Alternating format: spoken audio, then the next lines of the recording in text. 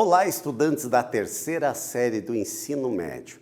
Nesse vídeo vamos falar sobre orçamento e aspectos que têm a ver com orçamento. Por exemplo, os juros que são utilizados nas compras a prazo, por exemplo. Então, a gente vai fazer nesta uma retomada de todos os conceitos que a gente trabalhou nesse primeiro trimestre. Então, para a gente ter uma vida financeira saudável, a gente tem que seguir um conselho, que esse conselho é 4 passozinhos para a gente ter uma vida financeira organizada. Primeiro, sempre analisar todos os nossos gastos, né? Se a gente saber onde gasta, facilita muito para a gente poder fazer um orçamento. A partir disso, a gente pode definir os nossos objetivos que eu quero atingir da minha vida, né? O que eu quero adquirir, o que eu quero fazer de roupa, de carro, de casa e assim sucessivamente. Mas para eu conseguir isso, eu tenho que ter o quê? Disciplina. Não adianta fazer num mês e no outro não fazer. E criar um hábito de poupança. Se você não tiver um hábito de poupança, você não atinge os seus objetivos. Num orçamento, quais são os aspectos importantes? A gente saber tudo que a gente gasta, todas as despesas que a gente tem, desde as menores até as maiores. E as receitas, essa sempre é mais fácil da gente ver, né? As fixas e as variáveis também.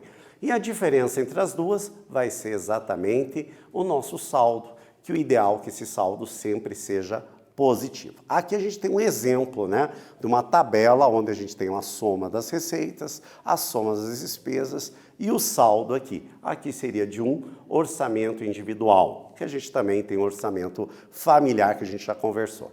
Mas todo orçamento, ele tem que seguir exatamente o método 50, 30 e 20. O que significa isso, gente?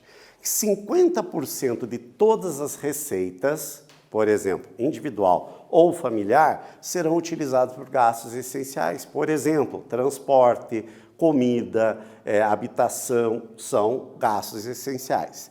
30% para os gastos que a gente chama não essenciais, ou gastos supérfluos, né, ou desejos pessoais.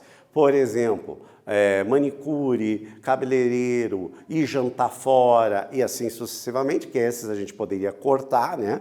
E 20% para investimentos e emergências, tá? Numa vida equilibrada, você pode ter as 3 despesas, mas tanto que você mantenha-se através de um equilíbrio financeiro bastante importante.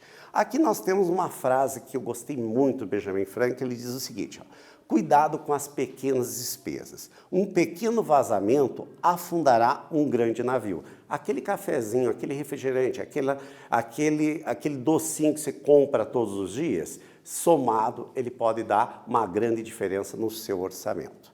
Quando a gente precisa comprar alguma coisa e não tem dinheiro, gera juro. E esse juro é juro sobre juro, porque é utilizado a capitalização através de juros compostos, que são utilizados tanto para as aplicações financeiras, como também para os empréstimos. Como é que a gente calcula? Montante é igual a capital, que multiplica 1 mais i elevado ao tempo. O i, lembrando, ele tem que estar em decimal. Por exemplo, eu tenho lá 5%, eu vou dividir por 100, 0,05 é o valor decimal para eu substituir aqui. E o tempo é o período, que pode ser em meses, em anos. Esse tempo ele vai estar sempre combinando com o quê? Ele vai ter que estar combinando com a taxa. Se a taxa estiver em meses, o tempo tem que estar em meses. Se a taxa estiver em anos, o tempo também vai ter que estar em anos.